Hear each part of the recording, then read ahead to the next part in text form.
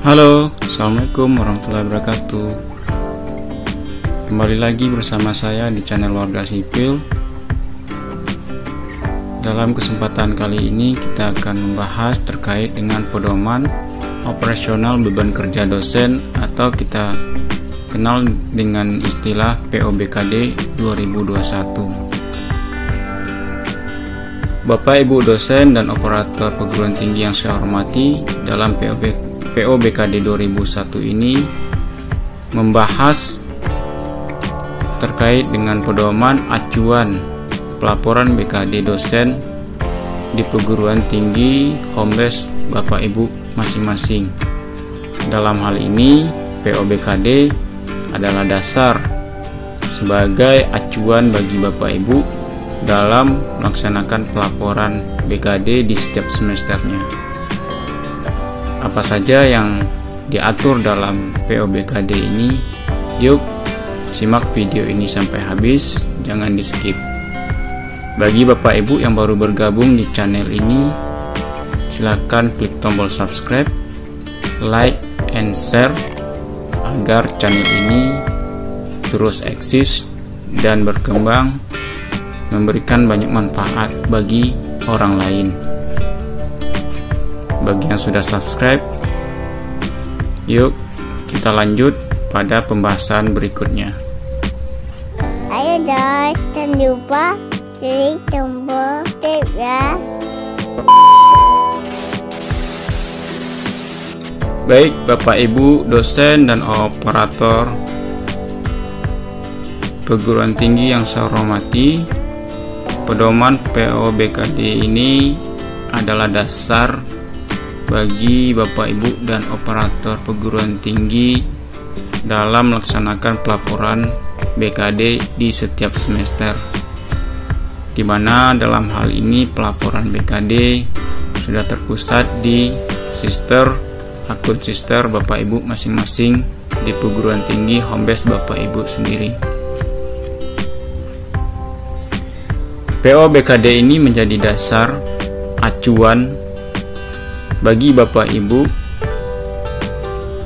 dalam melaksanakan atau melaporkan BKD di setiap semester. Kemudian, apa saja yang harus Bapak Ibu ketahui dalam POBKD ini? Mari kita masuk pada pembahasan berikutnya. Beban kerja dosen atau kita singkat sebagai BKD. BKD ini adalah laporan kinerja dosen yang mencakup komponen melaksanakan pendidikan, penelitian, dan pengabdian kepada masyarakat serta penunjang kegiatan tridharma dan atau tugas tambahan dalam kurun waktu tertentu. Dalam hal ini, BKD wajib dilaporkan pada setiap semester di perguruan tinggi Hombes Bapak Ibu masing-masing. BKD ini wajib dilaporkan pada setiap semester di perguruan tinggi penugasan Bapak Ibu masing-masing dengan ketentuan pelaporan yakni paling sedikit sepadan dengan 12 SKS dan paling banyak 16 SKS. Kemudian, apa saja unsur kegiatan pelaksanaan yang akan dilaporkan? Yang pertama ada unsur pendidikan, terdiri dari 2 komponen. Yang kedua pelaksanaan pendidikan, yang terdiri dari 14 komponen. Yang ketiga penelitian terdiri dari 9 komponen. Keempat, pengabdian kepada masyarakat terdiri dari 7 komponen. Selanjutnya, penunjang terdiri dari 10 komponen. Unsur-unsur kegiatan pelaksanaan ini untuk detailnya Bapak Ibu bisa baca di POBKD 2021. Komponen-komponen apa saja yang ada di dalam di setiap unsur ini.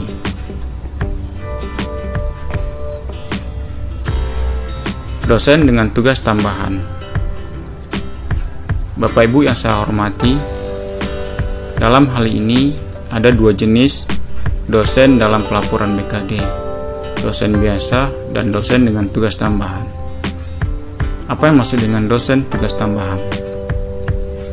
Sesuai dengan pasal 8 ayat 3 dan pasal 10 Peraturan Pemerintah Nomor 37 Tahun 2009 tentang dosen, dosen yang mendapatkan tugas tambahan sebagai pimpinan perguruan tinggi wajib melakukan dharma pendidikan paling sedikit adalah 3 SKS pada perguruan tinggi penugasan dan dapat memenuhi jumlah keseluruhan paling sedikit 3 SKS.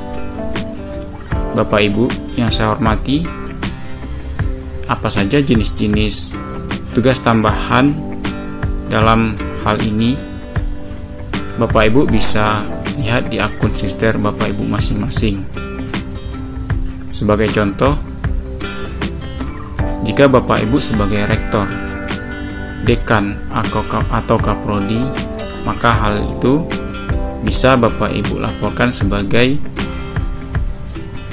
tugas tambahan di perguruan tinggi Bapak Ibu masing-masing,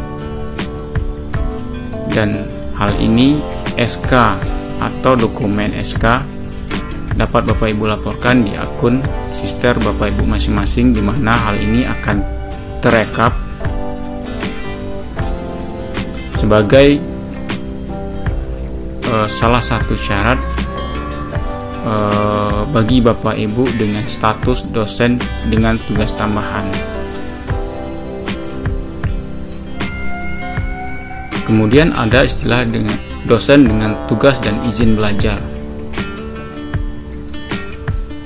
Apa yang maksud dengan dosen dengan tugas dan izin belajar? Dosen dengan tugas belajar atau kita kenal sebagai tubel, dosen ini diwajibkan melaporkan kemajuan studinya pada setiap semester. Laporan kemajuan studi ini dihargai setara dengan 12 SKS. Jadi bagi Bapak Ibu yang sedang melaksanakan tugas belajar, Bapak Ibu tetap diwajibkan untuk melaporkan BKD-nya di setiap semester di perguruan tinggi home base Bapak Ibu masing-masing. Dalam hal ini, Bapak Ibu bisa melaporkan kemajuan studi Bapak Ibu di Sister Bapak Ibu masing-masing. Dokumen fisik yang akan dilaporkan dapat Bapak Ibu lihat pada rubrik BKD di PO BKD 2021. Kemudian apa bedanya dengan dosen status izin belajar atau kita kenal sebagai IBEL? IBEL adalah dosen yang memiliki kewajiban melaksanakan tridharma perguruan tinggi. Jadi, dosen ini tetap berkewajiban untuk melaksanakan tridharma perguruan tinggi. Lain halnya dengan dosen dengan tugas belajar, di mana dosen dengan tugas belajar dibebas tugaskan dari proses tridharma perguruan tinggi. Dosen dengan izin belajar tetap melaksanakan tridharma perguruan tinggi dan unsur penunjang, serta memiliki izin belajar. Dalam hal ini bisa berbentuk SK. Dosen dengan status ini memiliki kewajiban melaporkan BKD pada setiap semesternya sebagaimana dosen biasa.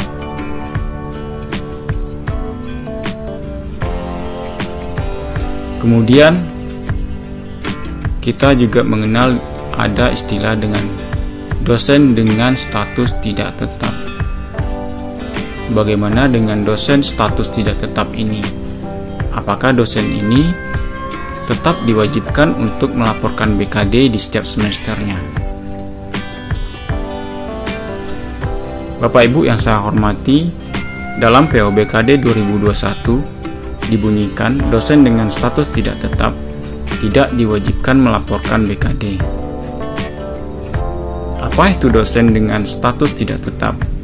Dosen dengan status tidak tetap adalah dosen yang memiliki nomor registrasi yang kita kenal dengan NIDK, di mana sifatnya adalah kontrak. Hal ini dikembalikan kepada institusi perguruan tinggi tempat Bapak Ibu mengabdi. Bapak Ibu dengan status dosen tidak tetap boleh melaporkan BKD, tapi dalam hal ini di PO BKD 2021 dibunyikan dosen dengan status tidak tetap tidak diwajibkan untuk melaporkan BKD.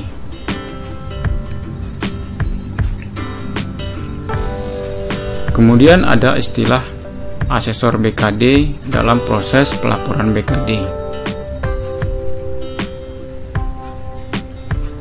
Asesor BKD adalah dosen yang telah memenuhi kriteria dan kewenangan melakukan penilaian BKD pada tingkat satuan perguruan tinggi.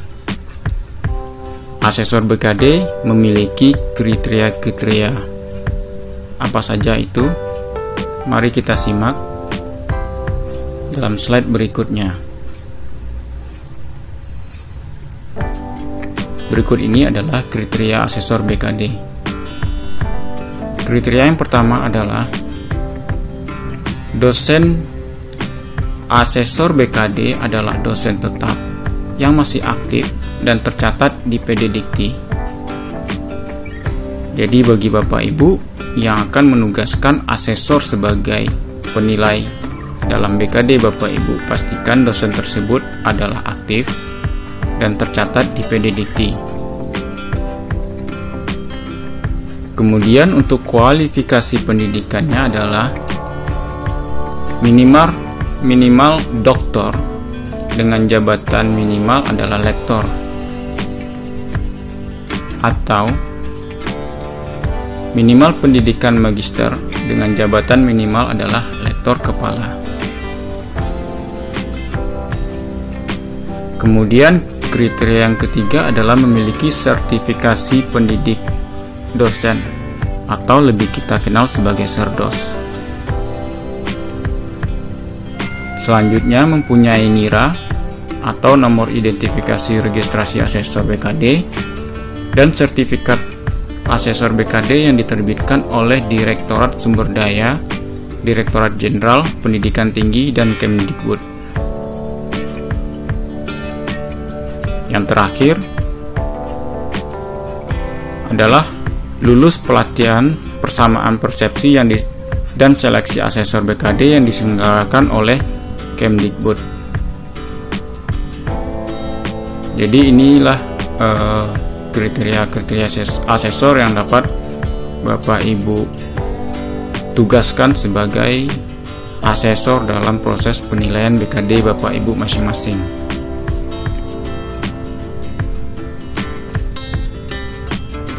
Ketentuan penugasan kepada asesor.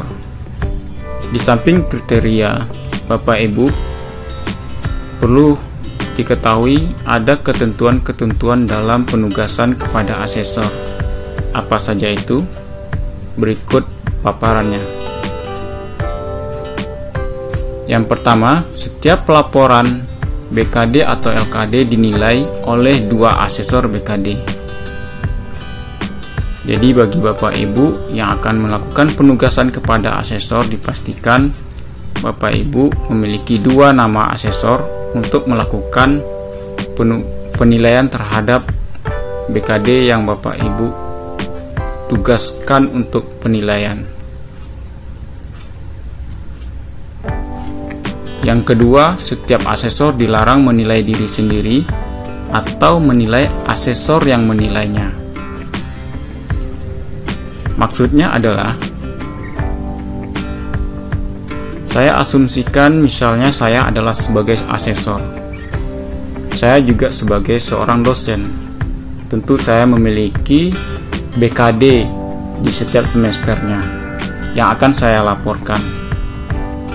Dalam hal ini Bapak Ibu, saya tidak boleh atau tidak diperbolehkan menilai BKD saya sendiri. Dan dalam hal ini juga saya tidak diperbolehkan untuk menilai. BKD asesor yang menilai saya. Saya harap Bapak Ibu paham dengan penjabaran saya.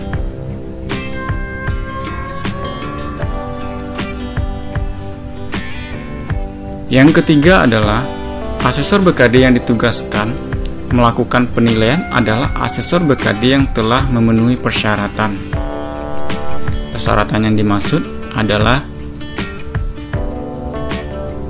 seperti yang telah kita jabarkan di slide sebelumnya.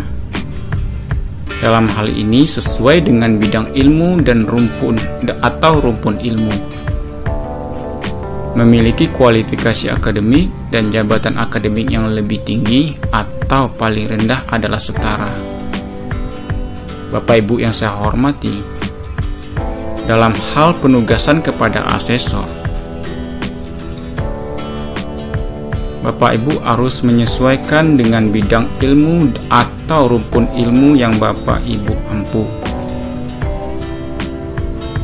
Kemudian, dalam hal ini, asesor yang akan Bapak Ibu tugaskan memiliki kualifikasi akademik atau jabatan akademik minimal adalah setara dengan jabatan akademik yang Bapak Ibu miliki.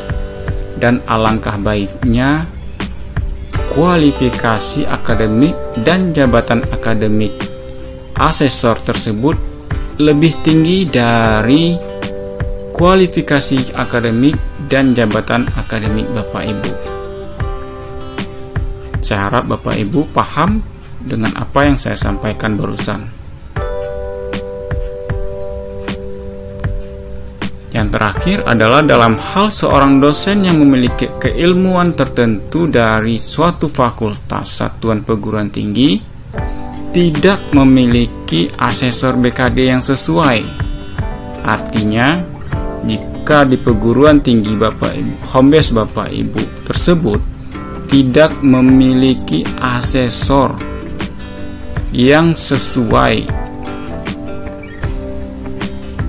maka dapat meminta asesor BKD dari fakultas atau satuan perguruan tinggi lain yang sesuai dengan bidang keilmuan tersebut melalui penugasan secara resmi oleh pimpinan. Bapak Ibu yang saya hormati, maka dalam hal ini Bapak Ibu dapat menugaskan asesor dari perguruan tinggi lain dengan catatan adalah melalui penugasan secara resmi oleh pimpinan.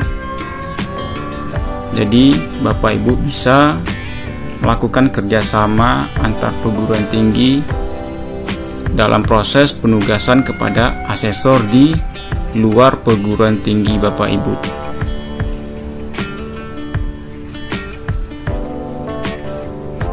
Kita masuk pada kriteria dosen.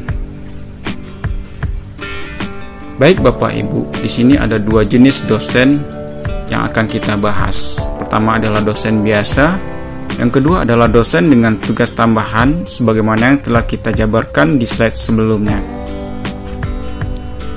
Perlu Bapak Ibu ketahui bahwa dosen biasa dalam hal ini memiliki kewajiban melaporkan pendidikan, penelitian, pengabdian, dan penunjang. Itu tidak boleh kosong Bapak Ibu. Jadi Bapak Ibu dengan status dosen ini diwajibkan memiliki pendidikan, pelaksanaan pendidikan, memiliki penelitian minimal 1, pengabdian minimal 1, penunjang minimal 1, dan dalam hal ini akumulasi dari setiap unsur kegiatan tersebut adalah minimal 12 SKS Bapak Ibu dan maksimal 16 SKS. Kemudian bagaimana dengan dosen dengan tugas tambahan? Dosen dengan tugas tambahan diberikan sedikit keringanan Bapak Ibu, tapi dalam hal ini tetap dosen dengan tugas tambahan memiliki kewajiban melaksanakan pendidikan seminimal mungkin adalah 3 SKS Bapak Ibu. Untuk penelitian, pengabdian, dan penunjangan ini boleh kosong.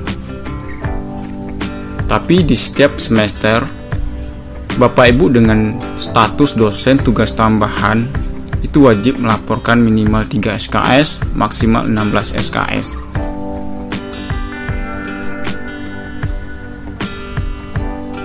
Kemudian kita masuk Bapak Ibu kewajiban khusus. Kewajiban khusus ini adalah bagi dosen Bapak Ibu yang memiliki jabatan fungsional. Apa saja kewajiban khususnya Bapak Ibu? Mari kita simak. Jabatan dosen, asisten ahli, dan lektor. Bapak Ibu yang saya hormati, dalam hal ini saya hanya mengambil 2 contoh, yaitu asisten ahli dan lektor.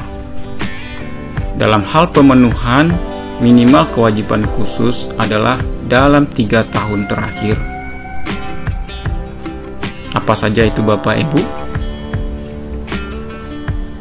Bapak Ibu bisa melaporkan karya intelektual Bapak Ibu seperti menulis buku ajar, buku teks, atau publikasi ilmiah. Dalam setiap semester atau 3 tahun terakhir itu minimal 1 buku atau 1 karya ilmiah. Bapak Ibu bisa sebagai penulis utama atau sebagai pendamping, bebas Bapak Ibu. Dan jika Bapak Ibu memiliki jabatan fungsional sebagai lektor, Bapak Ibu bisa melaporkan karya intelektual Bapak Ibu, yaitu menulis buku ajar, buku teks, atau publikasi ilmiah minimal 1 buku atau 1 karya ilmiah dengan kontribusi penulis sebagai penulis utama atau sebagai pendamping. Itulah Bapak Ibu kewajiban khusus yang harus Bapak Ibu penuhi.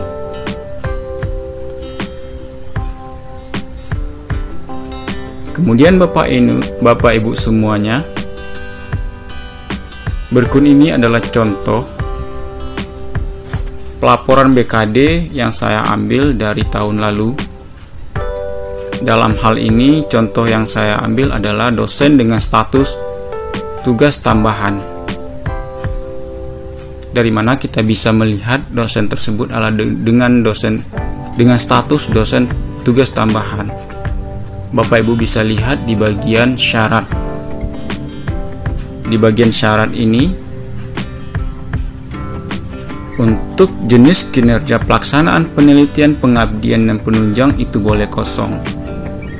Tapi Bapak Ibu tetap memiliki kewajiban melaksanakan pendidikan.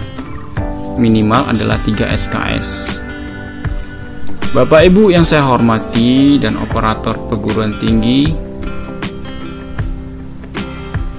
dalam hal ini perlu diperhatikan adalah pada kolom status, di mana pada kolom ini semua item atau jenis kinerja yang Bapak Ibu laporkan adalah berstatus M atau memenuhi. Jika salah satu item atau jenis kinerja berstatus tidak memenuhi, maka Bapak Ibu memiliki kewajiban untuk memperbaiki jenis kinerja tersebut. Bagi Bapak Ibu yang memiliki tunjangan Serdos, dalam hal ini akan sangat berpengaruh ketika pelaporan kesimpulan kinerja dosen Bapak Ibu berstatus tidak memenuhi, maka konsekuensinya adalah tunjangan Serdos Bapak Ibu tidak dibayarkan pada semester tersebut, dan Bapak Ibu diminta untuk memperbaiki pelaporan tersebut. Baik Bapak Ibu, itu saja mungkin yang dapat saya sampaikan pada kesempatan hari ini.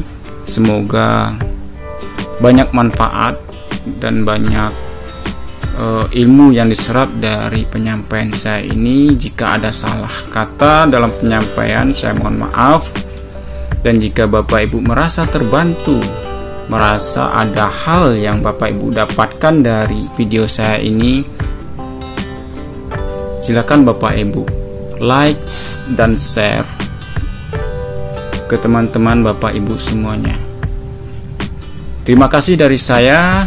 Jangan lupa subscribe, karena subscribe itu gratis Bapak Ibu. Terima kasih. Assalamualaikum warahmatullahi wabarakatuh.